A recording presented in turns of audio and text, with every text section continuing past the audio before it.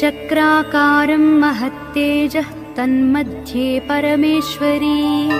जगन्माता जीवधात्री नारायणी परमेश्वरी व्यूहतेजोमयी ब्रह्मानन्दिनी हरिसुन्दरी पाशाङ्कुशेक्षुकोदण्डपद्ममालालसत्करा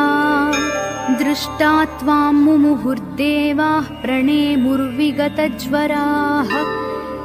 तुष्णुवुः श्रीमहालक्ष्मीं ललितां वैष्णवीं परां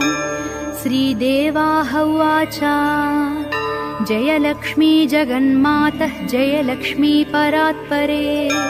जय कल्याणनिलये जय सर्वकलात्मिके जय ब्राह्मी महालक्ष्मी ब्रह्मात्मिके परात्मिके जय नारायणि शान्ते जय श्रीललिते रमे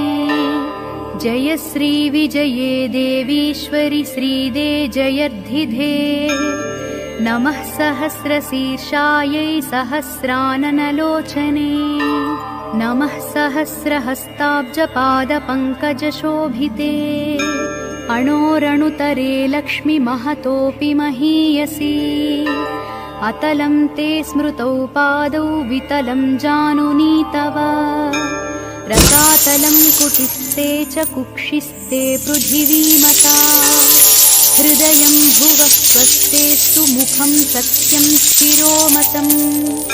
दृशश्चन्द्रार्कदहनादिशः कर्णाभुजः सुराः मरुतस्तु तवोच्छ्वास्वा वाचस्ते श्रुतयो मताः क्रीडाते लोकरचना सखाते परमेश्वरः आहारस्ते सदानन्दो वासस्ते हृदयो हरेः दृश्यादृश्यस्वरूपाणि रूपाणि भुवनानि ते शिरोरुहाघनास्ते वै तारकाः कुसुमानि ते धर्माद्या बाहवस्ते च कालाद्या हेतयस्तव यमाश्च नियमाश्चापि करपादनखास्तव स्तनौ स्वाहा स्वधाकारौ सर्वजीवनदुग्धदौ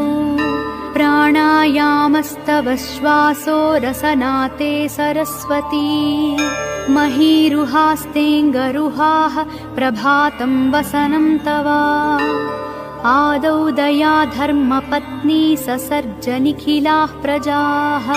हृस्था त्वं व्यापिनी लक्ष्मीः मोहिनी त्वं तथा परा इदा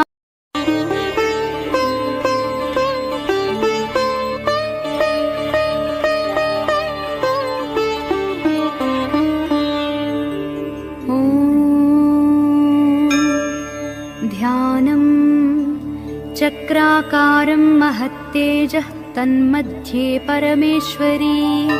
जगन्माता जीवधात्री नारायणी परमेश्वरी व्यूहतेजोमयी ब्रह्मानन्दिनी हरिसुन्दरी पाशाङ्कुशेक्षुकोदण्डपद्ममालालसत्करा दृष्टा त्वां मुमुहुर्देवाः प्रणेमुर्विगतज्वराः तुष्णुवुः श्रीमहालक्ष्मीं ललितां वैष्णवीं परां श्रीदेवाः उवाच जय लक्ष्मी जगन्मातः जय लक्ष्मी परात्परे जय कल्याणनिलये जय सर्वकलात्मिके जय ब्राह्मी महालक्ष्मी ब्रह्मात्मिके परात्मिके।